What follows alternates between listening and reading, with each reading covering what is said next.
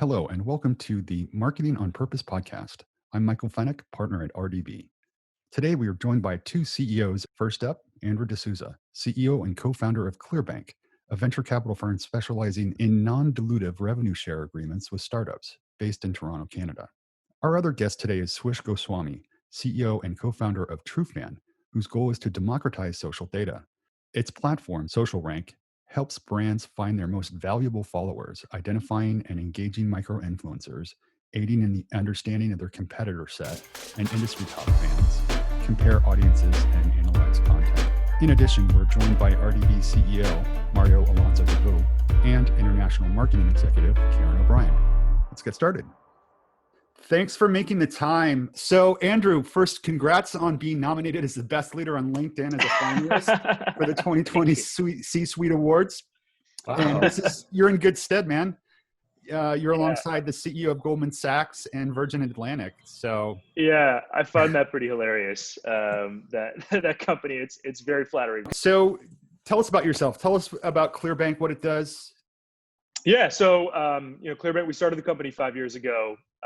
Prior to that, I had spent a lot of my career raising capital, getting on planes between Toronto and Silicon Valley, pitching investors, eventually managing boards and investors, and I had seen all of the ups and downs associated with it. And, I realized that while the equity raising process works for a certain number of companies, it can be pretty daunting for people that are outside of that bubble.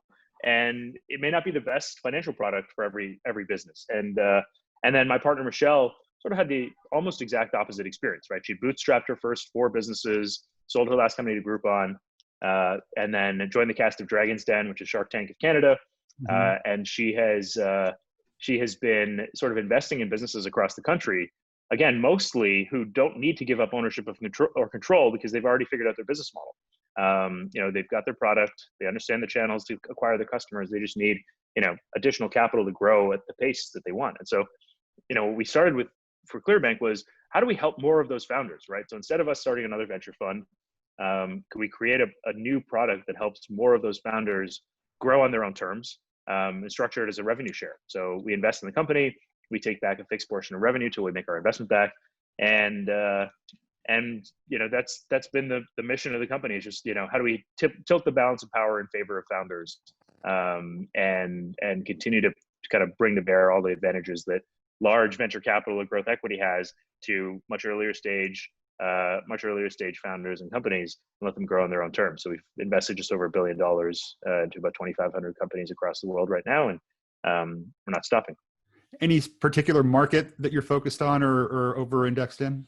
Or indexed in? So it's primarily consumer e-commerce. That's where we started. We focused on direct-to-consumer brands that are selling on their own websites or on Amazon, Walmart, eBay, but selling online. We recently launched B2B, so other company, B2B SaaS companies that are selling software online as well, and seeing a lot of traction there. But if you find your customers online and and they pay you online, then we can probably work with you. Are there any trends that you're seeing? I mean, look, in the middle of COVID, we're seeing, for the most part, e-commerce on the rise. Certain categories are rising and falling at different. So we saw, apparel and clothing drop and now pick up again as seasons change and things. I think as soon as we saw COVID hit, we saw anything consumable, food, health,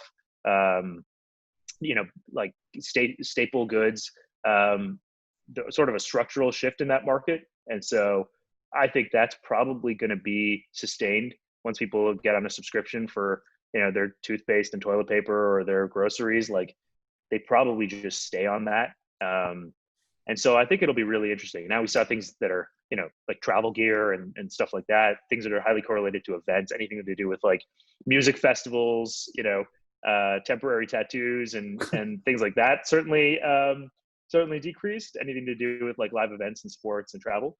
But yeah, I think we're just seeing sort of a structural shift and acceleration to what were already trends moving into e-commerce. Can you see patterns, Andrew, in terms of even companies in the same industry, some having the skills that it takes to take this crisis heads on and some others don't? Do you see any patterns of behavior, or would you have any advice for companies because you see some of them are working and some are less? Yeah, I think one of the hardest parts for a lot of companies, especially in sort of a turbulent time where maybe supply chains could have been disrupted and things, is just managing your inventory and your supply chain, being able to predict out supply chain and not sort of get behind one way or another, not end up with too much excess inventory of a certain product or SKU. I think that's one of the things that a lot of the companies that we see when we see precipitous revenue growth and then revenue declines is because of stockouts, right? And things like that. And so I think that's one of the areas where we try and help, and we say, look, for SKUs that you're confident you'll sell, you just don't know what that pattern will look like. We can actually come in and help invest and say, buy your inventory up front and then invest in the advertising required to sell through. I think the other interesting thing is ad prices are significantly lower. And so there's a huge difference. People aren't clicking on ads as much, but there's way more attention, which means that there's much more ad inventory and there's fewer people that are spending as aggressively on those ads. And so your competition to at least get people's attention is a lot lower. And it's just about, do you have a compelling enough value proposition or call to action to get those people to convert? But when you can crack that, you can really take advantage of what has been a real pullback in the advertising market, I think, overall, and gain quite significant traction. Now you have to have the inventory to back it up, and so there's a bit of a working capital challenge there. But if you can do that, I think we're seeing some companies really win who can match sort of the ad creative call to action and then the actual inventory and supply chain to be able to fulfill those orders. So would you even go so far to say that companies who have the fundamentals figured out in terms of good digital marketing, looking at the funnel, having their customer journey straight, that they now even have an advantage to before the crisis because there is more attention that they get, or they can buy more ad inventory than before? Of course, if you have the right product, right, as you mentioned before, but can you see that? Yeah, absolutely. I see this as an opportunity where you can actually build. People are looking for new brands to buy. People are spending more time online. They're getting comfortable with e-commerce. And frankly, I think they may not be looking directly to Amazon anymore, right? And Amazon may not be able to fulfill shipping times and things for all products in the same way. And so I think there's a real opportunity for people to build a direct relationship with their customers during this time. So we're seeing a lot of brands, that are scaling up and taking share in this environment. That's awesome. That's good. Yeah. It's good to hear some good news. Yeah. I love it. No, it's there's all, any crisis creates opportunity if you're sort of paying attention. So it's been fun to see and be part of and try and help people navigate for sure. Tell me how a company reaches critical mass in your eyes, in Clearbanc's eyes. Where do you see a startup that has a dream, maybe not the right processes, maybe not the right leadership, or the reverse of that, great leadership, maybe not the right process? Yeah, look, I think even at Clearbanc as a company, I'm certain we don't have all the right processes, and the jury's still out. You can ask my team whether we have the right leadership. But I think part of it is when you start to feel your product being pulled out of you, right? And so I think one of the things that we've always done is try a lot of very fast experiments. Put out a product that we have a strong hypothesis in, where we may not have built everything for scale, right? And just so there's somebody working on spreadsheets in the background, just to see if people want it. And eventually when the people running the spreadsheets become exhausted, then you're like, okay, well, we have to productize this, right? And they just run out of time. But until then, you can actually really prove product market fit very quickly, without a lot of without doing a lot of upfront investment. And I think that, it provides two things, right? I think one, it allows you to test way more things, so you get more shots on goal. But the maybe more subliminal or subtle thing is you don't get as wedded to one hypothesis as you would if you had made a much larger upfront investment. And so I think I've seen this certainly at Clearbanc, and I see it with a lot of other founders that I talk to. When you have a market hypothesis, you have a product market fit hypothesis, you do a lot of work before it actually sees contact with customers, Mhm. then you're much less likely to say, I think my hypothesis was off, because there's already this huge sunk cost to it. Whereas if you're like, hey, I have an idea this morning, let's see if we can mock it up this afternoon and talk to customers this evening, right? Like you're kind of like, oh, well, this was wrong. Like, and I wasted a day, right? And it's not like, or let me go back to the drawing board and iterate on it. So you're much more open, I think, to customer feedback when you haven't made as big of an investment. So look, I think at the end of the day, like what we're all looking for is product market fit. We're looking for that exact value proposition that customers try to pull out of you. And as soon as you hit that, it's just sort of hang on for dear life, and scale as quickly as possible without everything breaking. And we've sort of gone through moments of that, certainly at Clearbanc, and the way we've done it has been taking a lot of shots on goal that are, without getting too married to anyone. So 2 follow-up questions. One, that sounds like the funnest part of your job. I could see it on your face. Yeah. But 2, how percentage-wise, how many of those do you come across? Do you seek those opportunities? And how much does social fit into it? Because I think the biggest feedback loop, instead of putting it in front of a room of 10 people, you put it out on social, in a measured way, and you can get some pretty immediate feedback. Yeah, it's interesting. I mean, I think of my job, it's funny. My team got me a gumball machine, which is basically like, they're just like, Andrew, stop with we have to put a quarter in the gumball machine every time you want to take out a new idea. Because that is absolutely the funnest part of my job, is like coming up with new stuff and be like, okay, how do we push the envelope? And I could just, I could sit by myself and do that all day. And so I think that's one of the things, is like, okay, how do I create that space for brainstorming and collaborating with folks around new ideas without distracting on the sort of core initiatives and business model that we're focused on. And so that's one of the things that I'm trying to navigate. And then in terms of like, how do we come up with new ideas and how do we test them? We're fortunate that we've got a good network of customers that we've amassed over time that we can go test ideas with. And I think there's a lot of value in one-to-one feedback. Social has been interesting. In some ways, I've used social more for leadership and management ideas. It's like, hey, here's an idea that we're testing at Clearbanc, and I get feedback on that. And so like, I'll put those, I'll either put a video or a post out on social to be like, hey, we're doing things this way. What do you think? Less so on product ideas. I find that, for new product ideas, the one-to-one feedback has been super helpful. Before it's fully baked, I think people can misinterpret, a product idea or dismiss it too early or get excited about it too early. So I don't know if you I think, to be honest, with product ideas, we just try and sell them. It's just like, hey, would you buy this? Right. And how fast can you get somebody to actually like make some sort of commitment to purchasing or whatever that equivalent is? That's the only real way you can get, because you can answer surveys, you can get people's comments and stuff like that, but that doesn't really that's not a strong signal. So we just try and sell new concepts and new ideas. And so, on the social side, we really use it for like company building, right? And like leadership, because we're trying to push the envelope a little bit in terms of the way we build the company and the organization.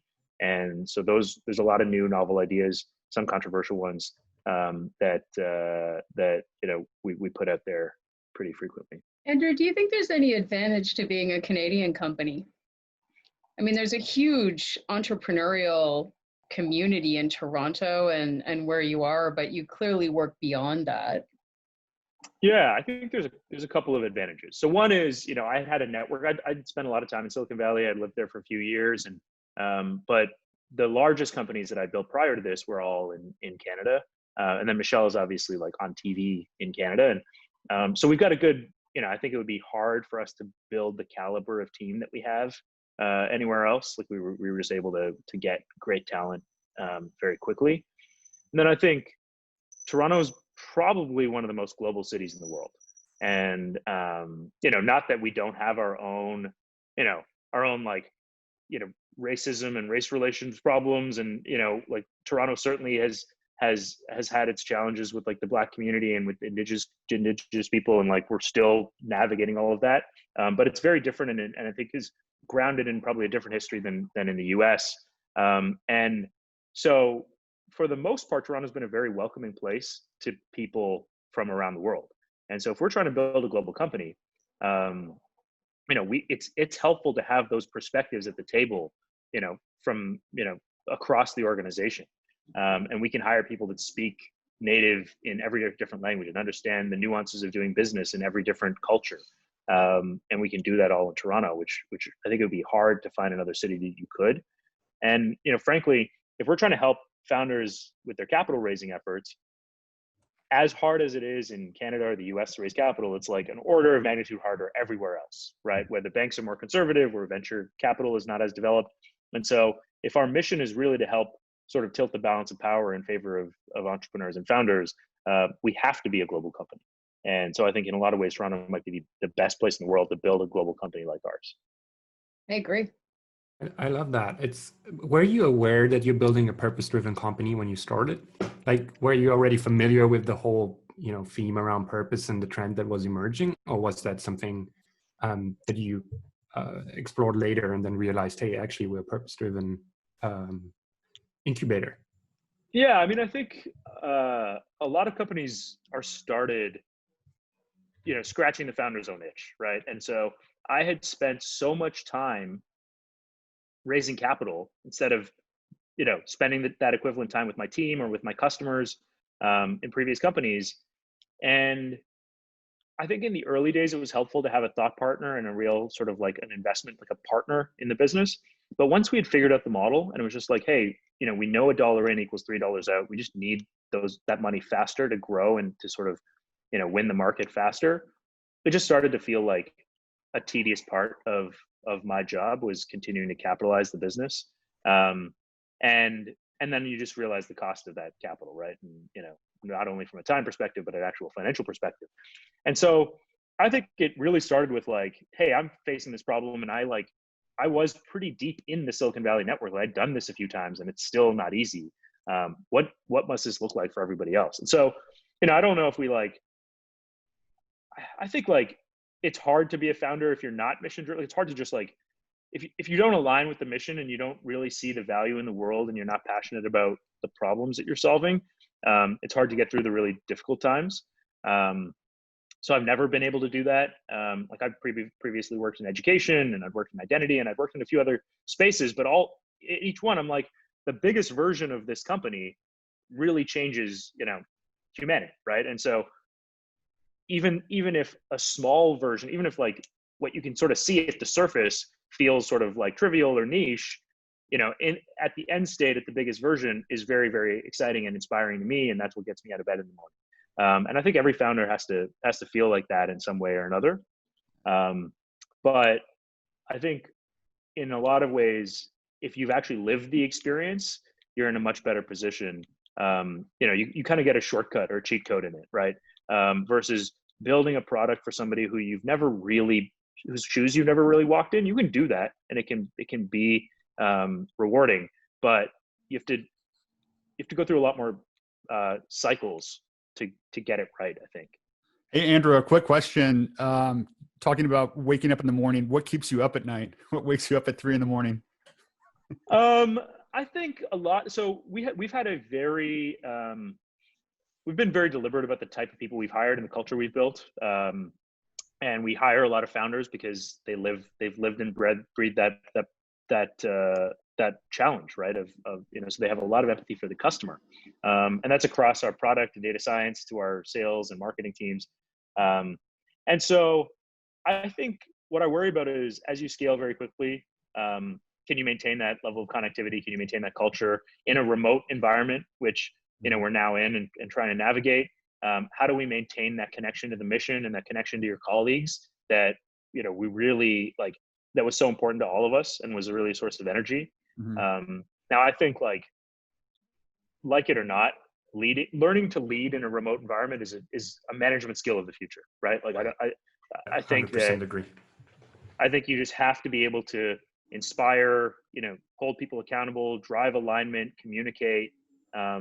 I think it's like word processing was probably in the 90s, right? Like it's like learning to use a computer, learning to use the internet. Like you kind of have, like if you're going to be a leader in tomorrow's world, you need this skill set or your organization is going to be hampered. You're not going to be able to go out and attract the talent that you can. You're not going to be able to set people up for success. And so I'm sort of using this time, and I certainly I haven't figured it out, but I'm using this time to build that muscle because I think it's just going to be an important muscle to have as a leader. One of the other things that we were talking about, Mario and myself and Karen, the other day was it also brings access to global talent, right? So if you're a great offsite manager, right? We manage teams globally. This gives us the capability of doing that, or at least the gene or the skill set to look internationally, know who you're hiring that's a fantastic fit for the company. So yeah, no, I think and that in a lot of ways helps address some of the diversity challenges, right? Because if you can only hire in certain cities, then you're restricted to the demographics of those cities and the socioeconomic status and everything of those cities. So if you can go and get the best possible person in the world for a role, and they can be successful joining your company and not have to pick up their life and their family and move, that really just sort of changes the opportunity set, both for companies and for talent. And so I think it'll be good for the world. It'll certainly be an adjustment, and it'll be, it'll be interesting to see how different organizations with different cultures, make that adjustment. But I think overall it's sort of, it's probably not going back to normal, even post sort of COVID and crisis and everything. For sure. Andrew, that muscle you're talking about building, managing remote teams, Michael and Mario and I have all worked on global companies. And so I think that was very intuitive for us, but I know that there's a lot of, cultures and also just generations that have struggled with it because they've always worked in office. But I think the tech industry is going to really benefit from that. Benefit. It's interesting. I mean, it's even like quite recently, I was like, Clearbanc will never be a remote company. Like we have there's so much magic that happens in the office, and I had no concept of how to replicate that. Because I do a lot of come up with all the gumballs and the creative ideas late in the evening after ordering dinner to the office where I don't have any more meetings and things like that. And, I think what I've realized is like, you can still set up in a lot of ways. I think there's a couple of things. So one of the things we're trying to, when we first sort of came into this sort of remote environment, we tried to replicate a lot of the in-office synchronous experience, right? So we did put a bunch of meetings, we would do a daily all hands, and everybody's calendar was overscheduled. But we eventually sort of got this Zoom fatigue where everybody's like so tired of looking at a screen all day. And then I think one of the best strategies I've heard is you remove a lot of meetings. You make a lot of asynchronous decisions. You document a lot of things, and these are the adjustments we're starting to make. And I think these are, whether you're in an in-office environment or your remote environment, like having people schedule more clear, better documentation, asynchronous decision making is just a healthy way to scale. We're 200 people. I think it'll be necessary for us to make those adjustments for us to scale to 1,000 and beyond. And one of the side benefits of that is when everybody's calendar is cleared, I don't have to wait for my Thursday meeting to get somebody's input. I'm like, let me just give them a call, right? If I have an idea that I want somebody's opinion on, my calendar's clear, their calendar's clear, I can probably just call them. And so I find myself calling people that otherwise I wouldn't have. Like when I was in the office, if I had an idea or I wanted somebody's feedback, I would just look around and see who wasn't busy, right? And whoever was within earshot. Now I'm spending a lot more time being like, whose opinion do I actually want on this? Like who actually has the best perspective at this moment on this new concept or idea?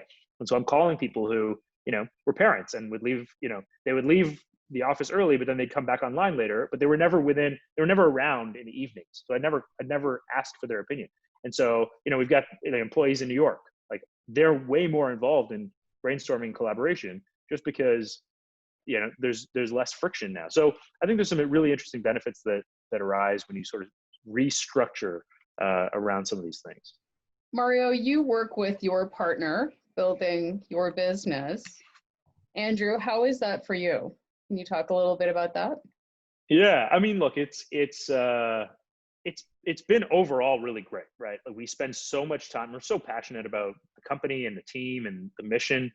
We both bring very different perspectives in terms of like our own experience and skill sets. But like we'll never like we'll never go to bed not like not having discussed an issue, right? So if there's something on our mind, like we'll just work it out. And so it's probably it's a great benefit for our investors because like they get our 24/7 attention on it. In this environment, that's certainly been an adjustment because we have we've spent a lot of like we would have both done a lot of travel, like so we would have had some separation and things like that. So now like sort of in a work from home environment, us both sort of being on top of each other, it's probably like we've had to figure out ways of creating some space and like getting away from each other so we can do some deep work and not sort of be on top. Because I mean, in a lot of ways, Michelle isn't the first person whose opinion I want on every idea either, right? Like she's definitely the person she's the most skeptical, I think, in a lot of ways. And so I want to have already like thought through all of the objections before I go and get her opinion. And so if I bring her something that's too half baked, she'll be like, this makes no sense. And so, those are some of the adjustments that we've had to make in sort of this environment, but overall it's been pretty awesome. And I think, even just from a personal relationship standpoint, you get to see what your partner is capable of, right? And you actually get to see them like in a full 360-degree view, which I think a lot of couples don't ever get. So that's been a great benefit for us. I would love to hear some perspective from Swish, right? Because we talked a lot about growing a business, being a startup, having to go through all of this while you're scaling at the same time. How have the last 3 months been for you, Swish? They've been pretty great in the sense of like we've learned a lot of things really quickly, made a lot of mistakes really quickly as well. And I think to Andrew's point, we kind of realized in March that the post-COVID world is going to look very different. So I think the first thing we did is try to understand what that'll be. Definitely remote work came to mind. So immediately doubling down on, okay, we know Slack, but like what else is there out there for us to communicate a lot better? We got onto Notion really early, started using that platform out. That basically became pretty much our workplace now. So all documents, minute notes, all of like the decks that we have, everything is accessible to the entire team now and they can export it at any time.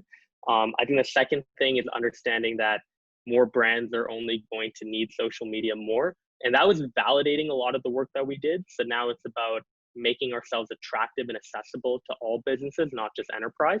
So that's actually why we wanted to create the event that we're obviously doing with RDB now, as well as we've done a few with the DMZ before, is because we wanted to attract that type of audience that might not have seen Trufan in the light of a small business tool, but might have only seen it as like an enterprise tool that you could use and say that, no, we're here for you. We've rolled out these new affordable plans, but on top of that, we speak your language. So I think those were kind of the early things that we did in April that kind of has set us up really well in May and June.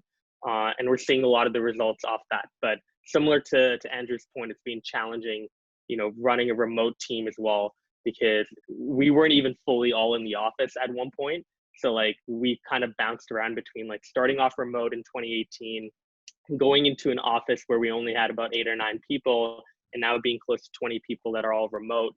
And we just hired 2 people recently in the last 4 or 5 days, and I've never met them before. And it's just so weird to have an interaction with someone. You're working with them side by side. You're expected to trust them, but you've never really met them. So I know Andrew probably now has gone through that a lot. And that's why just, sitting back and kind of hearing his perspective always like is just great when you see it being done at a very high level. Hey, Swish, can you give us 30 seconds on Trufan, what it is, what it does, what you do? Sure. So Karen and I actually both can do this. Karen is our first investor ever. December of 2017, we came up with the idea, and I think 30 days after that, she wrote a check, which is great. But we built a social intelligence platform. We help businesses of all sizes make smarter marketing decisions using data. So they can come on and they can see their entire following on Instagram or Twitter, filter that audience to find their most valuable followers or micro-influencers they want to work with, as well as compare audiences to each other. So we're the only platform in the world that has over 10 million audience reports and over 2 billion social profiles on our system. That is also perfectly suited for small businesses and the price points they need. Did you see some we talked about social and community building, and that now basically you get more eyeballs for less, and people are more engaged on the channels. Did you see that picking up on your platforms in terms of, people being way more engaged, communities being more active? And that's question number one. And then the second, how did that affect all the micro influencers? Because it's kind of, I hear different things, right? Ones say it's time for them now, and then other ones just do really, really bad. Totally. I think two things. One is definitely we saw an uptick in usage on the platform. So we started tracking everything only really late April, start of May through Pendo, and we've seen some pretty insane numbers there just with how many people are logging in. It used to be that people used to log in like twice a week. Now they're logging multiple times a week, which is great to see, but clearly does show the need for a lot of online activations that brands are doing that they otherwise would have maybe spent towards an experiential event or running something more in person. In terms of the influencer side, I think the world's become very noisy recently. And that's good and bad to a degree. It's great in terms of conversations that are being pushed forward and spread, but it's also, troublesome, I think, for brands now that are trying to go through and figure out where do they fit in all of this and who should they work with. And that's, I think, where data again comes into play. So whenever you're working with an influencer, we love when we're able to supply data to brand on who that influencer is. Where does their follower count resonate? Is that follower count even legitimate or fake? Where are their followers located? What are their followers interested in? And it gives you a holistic picture of whether that person is actually right for you to work with. Are you going after a new audience, or are you just going after an audience that you already own and you're just replicating it again?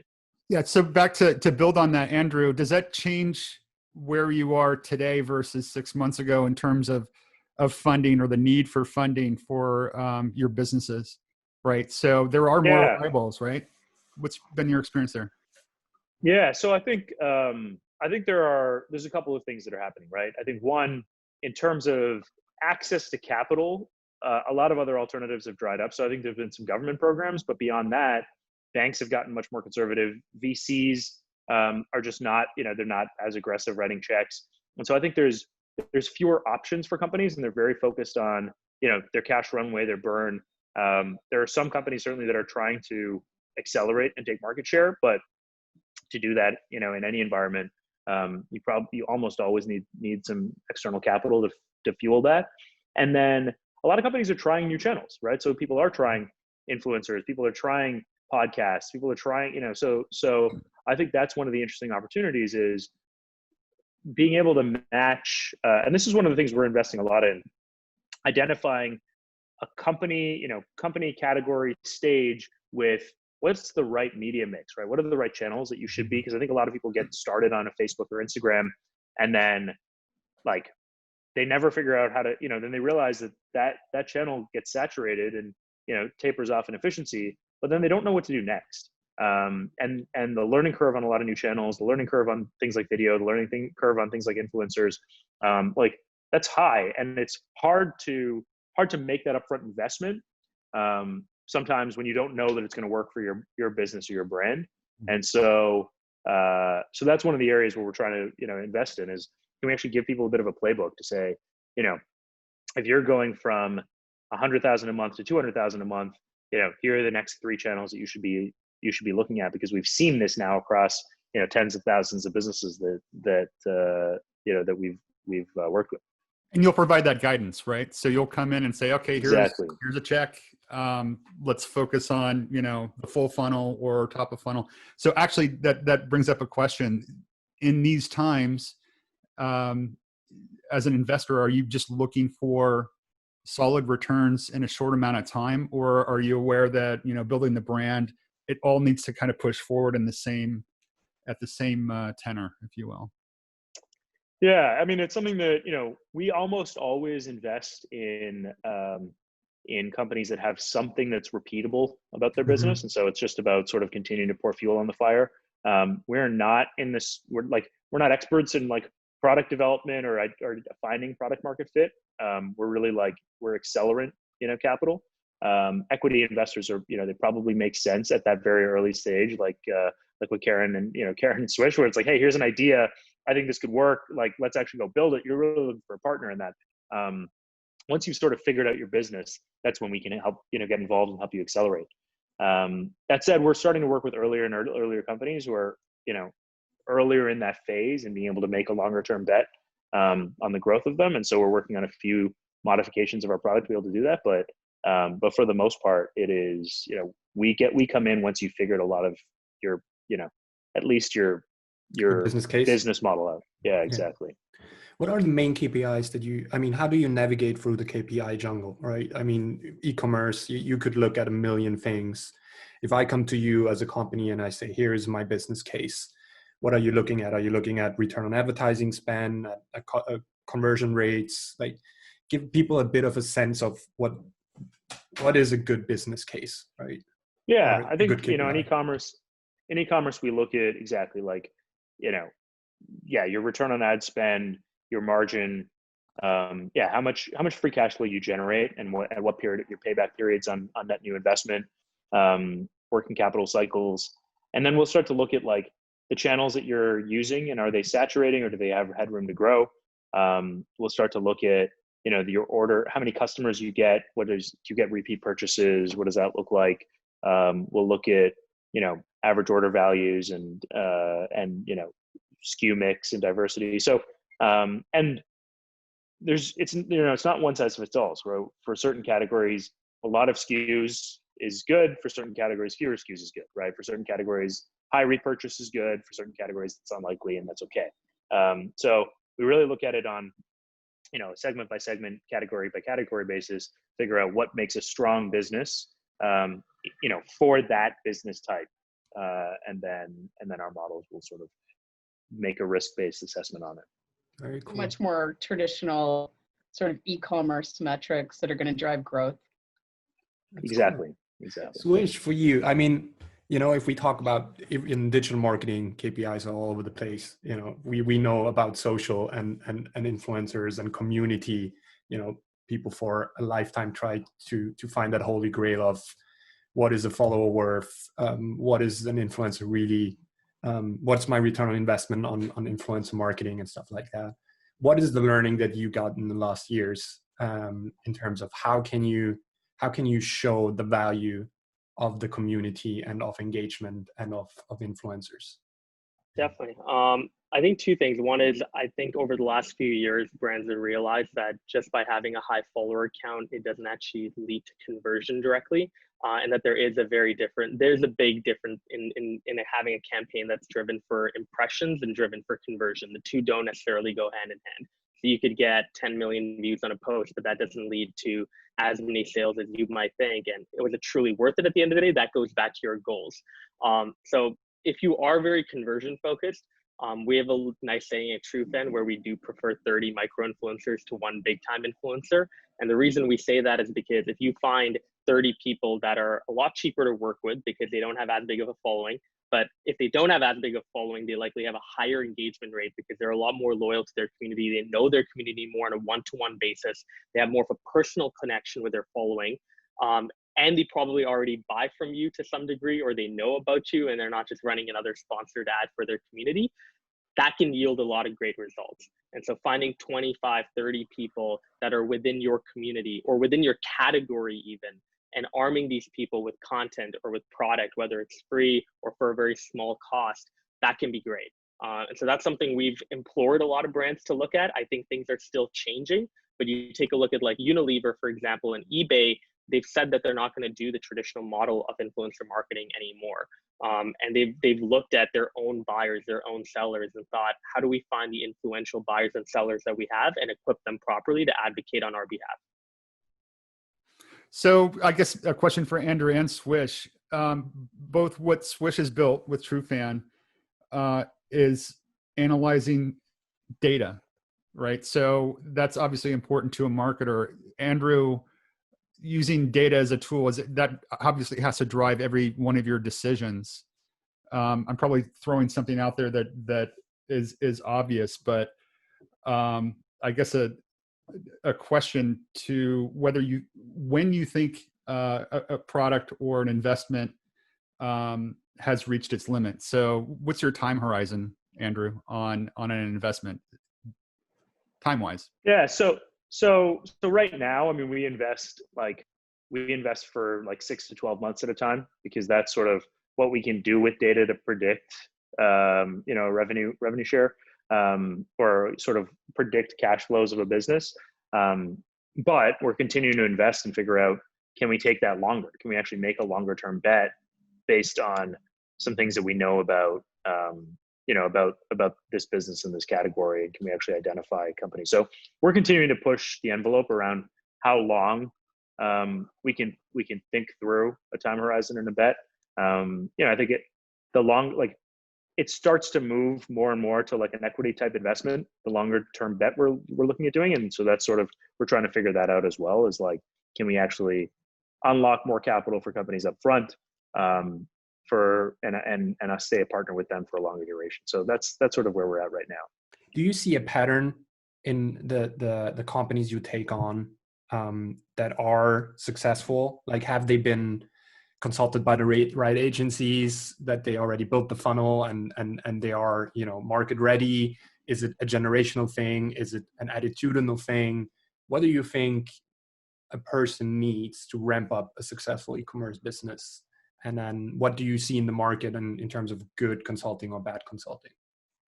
Yeah, I mean, I think it's so there's a few components to it. I think it starts with what we talked about earlier, is like, does the founder have a unique insight, unique advantage, unique recipe, supply chain, formula, insight into what their customers want, right? So is there a unique story around this that is deeper than just, I want to build a product to make money? Because those end up being more, great foundations for enduring brands, is, a personal passion from the founder for a specific product, or it's solving a problem for that founder. And then they've got a unique insight. And then, sort of taking it from there, it's like, can we build a brand? Can we build a community around that brand? Because there's other people who share that same pain point or that same passion for what we do. That ends up leading to exactly, I think, what Swish has been talking about, is can you activate advocates within your existing customer base? Because those end up being the most authentic and efficient ways of doing that. Trufan. And then exactly. And then we work with a lot of people that have agencies help amplify that or tease that story out, and but if you don't have a good foundation, we do a lot of work to partner the right company with the right agency. So again, it's like, by your category, by your stage, by who you're targeting and your price points, we know which agencies will work well for your business. But if you're hoping to just you've got some random idea and you're hoping that an agency will make it work, without some deeper foundations and like authentic foundations, it's hard. We haven't seen that scale particularly well. Do you agree, Swish? And then what would you say? You totally do. I do, yeah. If it's Andrew saying something, I normally agree. It's hard to disagree. So then maybe you can share a bit of insights on how you find those advocates. And then I think even more important, right? How do you build a relationship with your community and your advocates so that they stay loyal to you? Totally. I think two things. One is to note that any relationship that is built on transactions likely will not work out. So it's something that needs to be done over time, right? And I think the touch points start off with your DMs and your comments. One of my favorite brands is a brand called Overtime, which uses social rank, and over time they have a goal within their company. They have, I think, 4 million followers now in their main account. It's a basketball account, but their goal for their social media managers is, can you get our message requests to 0 every single day? So every single day, whether it's a kid that mentioned us on their story, shared our post, DM'd us asking us a question, we're going to reply to them. We're going to like their message just to know that we've acknowledged it. And that does go a long way. They're going to go into the comments. They're going to respond to people. They're not just responding to verified people. They're responding to all people so that people know that they're there. Past that, I think it's then figuring out in the comment sections and DMs who are the people that have been with us for a long period of time. So it's always great to know who are the new followers, but it's always even better to know who are the people that have followed our account now for 2 or 3 or 4 years, that have been with us for a long time, that continue to engage with us. And what more can we do? Can we create an event around them? Can we arm them with shirts, free merchandise, product, get them to do something where they can take their advocacy from digital to the offline world where they can wear our overtime shirt when we're in a gym playing basketball with the big O, and people are going to be like, what's that? Or they've heard of it, and it builds a sense of community for them. So these are simple things. Again, it doesn't happen overnight, but it happens when you first identify that your actions on social media, even like liking someone's comment, can really lead a long way.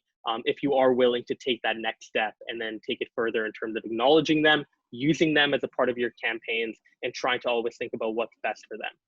Okay, unfortunately, I do have to drop off, but really appreciate you guys having me on, and it was an awesome conversation. Thanks, Andrew. I'll follow up. Take care. Have a fantastic. nice one. All right, Bye, Andrew. you too. Yeah, I have a let's keep question for going. Swish. I got time. I love this. So you are clearly a young founder. What advice would you give to people that are thinking about starting a business? Right. It's a difficult question because my advice changes almost every day depending on how the day's going. There's some days where I'm like, don't. And there are other days where I think, be cautious. And there are other days where I'm like, yeah, everyone should do it. Why isn't everyone starting a company? I think at the end of the day, it's very similar to what Andrew talked about before, kind of attach yourself to a problem or a part of the issue that you can empathize with directly. And that's actually why I love the fact that Clearbanc hires mainly founders, is because I think they're trying to build this founder first culture. And that just isn't within their only like their executive team, it's within every employee that comes in. And that's something that you want to do as well if you're a small startup, is have people early on that are invested in solving the problem, whether it's for themselves or a brand that they know or people that they know. People are just going to work twice as hard if they can see what the end result of their work is going to be.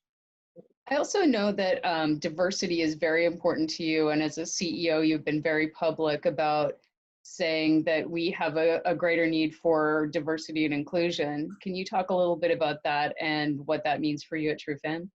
Totally. And this, by the way, is very much under the guidance as well as of Karen. You know, Karen's been pushing us a lot to think about diversity, and it's something that's very important, obviously, to Anik and I. We're both people of color, and starting a company at a very young age, there are obviously certain obstacles that you go after, not maybe overt obstacles, more subtle obstacles that pop up. But whether it's hiring across gender, sexual orientation, religion, we're very ambiguous when it comes to just our hiring practices. We don't care where you come from. We've hired people that literally moved to Canada 4 or 5 months ago. And as long as we think you're fit to do the job, we want you. So I think that's number one, is taking any bias out of the hiring process. Obviously, as we continue to grow, I'm hoping that the people we assign to do HR continue to keep that forward. And we don't get to a point where bias starts to trickle in, because once that happens, it's very hard to remove it.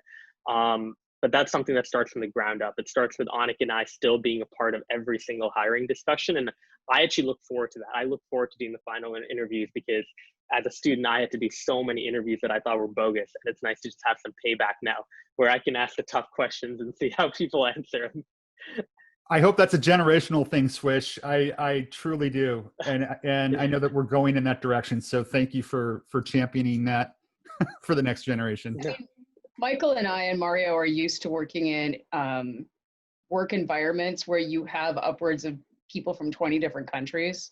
And, you know, such a cultural and gender and perspective mix on every level that it just challenges our thinking and makes our work so much better. And I would even say it makes our work life better. Yeah, it makes our life better, more definitely. interesting and richer. So I'm a huge proponent of that, and I think we need more of it, and we need leaders that are willing to step up and just make that a priority. And I had a great mentor in one of my previous companies who just, you know, literally said, because I said to him, he hired a woman for a role that was very difficult to find the right fit from an experience level for. And I said, how did you make that happen? And he said, the way to get diversity candidates is to ask for them. Right. That's Right. it. Yeah. Yeah.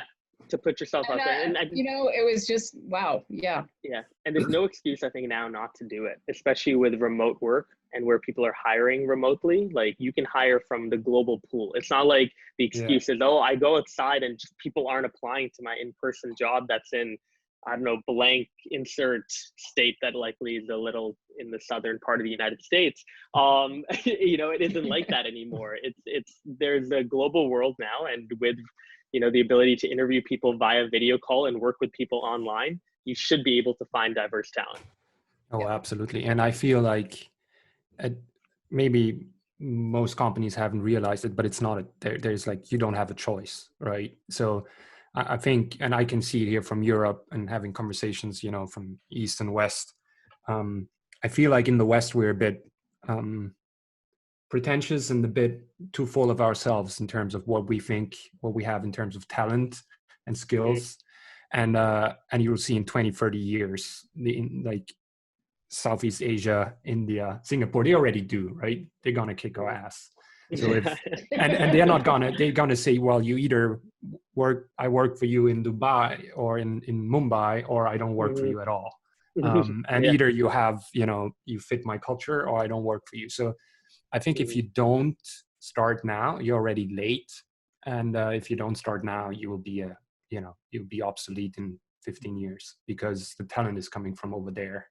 And they have superb universities, incredible work ethic, a very diverse culture, different insights, different history and traditions. Global citizenship is the future. There's no way around it, I think. Michael and I worked together at a company where we fully participated in Diwali and all sorts of amazing different, cultural holidays that we would have never been exposed to. And, we also had a group of employees that came from India to work in our office for a little while, who experienced their first Halloween and were doing pumpkin carving, and took it on like it was like a serious Olympic sport. And it was fun. It was really fun. Yeah. Yeah. Can I ask you, Swish, what's your background? Like, what is... Totally. Yeah, I was born in Singapore. So okay. that competitive advantage there when you mentioned that. And I'm Indian. So the two examples you brought up, I was like, I was agreeing the whole time. Yeah, and there you come, right? Really disrupting something in the US. And it's always been that way. Exactly. And I was about to say too, like, I'm first generation Canadian. So I've actually seen my mom with 18 years of teaching experience from Singapore, not even from India, but from Singapore, come to Canada and have to reset her entire education because Canada didn't find her credentials to be good enough for the public system. So she had to do her practicum again. She had to do a training again. She had to go through and do about 6 months of shadowing, and then she got to teach. But that also makes me think that as a startup, you have a competitive advantage over talent as well. A lot of big companies have these absurd rules around international talent that as a startup, you can gobble up some pretty phenomenal people if you're able to go through the right channels and get them. And there are a lot of, especially in Canada, there are government tax programs that incentivize people to hire from the East Coast, like very much within Newfoundland or Labrador, or hire immigrants that come to these regions because they want to attract people not just to Toronto and Vancouver, they want to attract people to Nova Scotia, to Nunavut, to places that might not be as populated. So again, diversity is not only something that should be encouraged, it's not only something that should be fun, but it's something that you should see as strategic, as a great benefit to your business as well. Hey, Swish, talking about geographies, what we know you're in Canada now, Trufan's in Canada. Where are your sites? Do you see Trufan as being global? Is US still, the biggest market? Where do you see things going in the next 18 months? Totally. We're starting to see customers trickle in kind of from everywhere. Like we have a few customers now in Brazil, customers obviously in Europe, in Canada, in the US. We have 2 investors, one of whom is in India. They run the biggest Bollywood talent agency in India. And the second is an individual named Brian Poe, who's the son of Grace Poe. She's currently a senator running for prime minister in the Philippines. So I think from an early stage, we've set ourselves as trying to look at the tool itself, given the fact that it is software. We don't have a lot of limitations in terms of location. So what can we do to potentially take a tool like ours and bring it to Southeast Asia, for example, where in the Philippines, not a lot of people know this, they use Facebook the most per capita. Social media usage is skyrocketing in Southeast Asia, but when we chat with people there, they see that there are a lot of fraudulent tools. There are a lot of tools that don't do what they're supposed to. And there's not a high level of quality that they've at least seen within this market of analytics, especially at an affordable price point. So that's the big opportunity that we might want to look into in the coming months. So as a leader, does the vision and mission drive where you go geographically, or is it going back to the data? So yeah, you're 100% correct. Filipinos are the most highly indexed users of Facebook, right? Mm-hmm. Mm-hmm. I think that's a great question. I think it's a mix of both. I think the vision has always been to democratize social media data, right? We could have gone down the enterprise route and just been another data analytics tool for Fortune 500 companies and done this for 5 years, made a lot of money, and then the next big tool will come up and we'll be replaced and no one will remember us. Mm-hmm. I think the goal here is to do something different. The goal here is to provide a tool at an affordable price point that's easy to use, but at the same time does not sacrifice on quality or how powerful the tool is in terms of what it can do.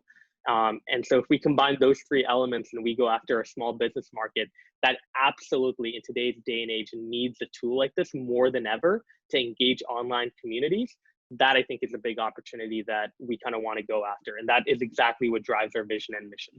Cool.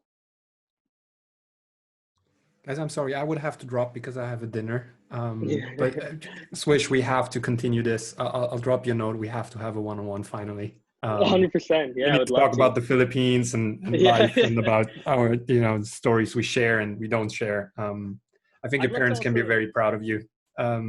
Kudos to them.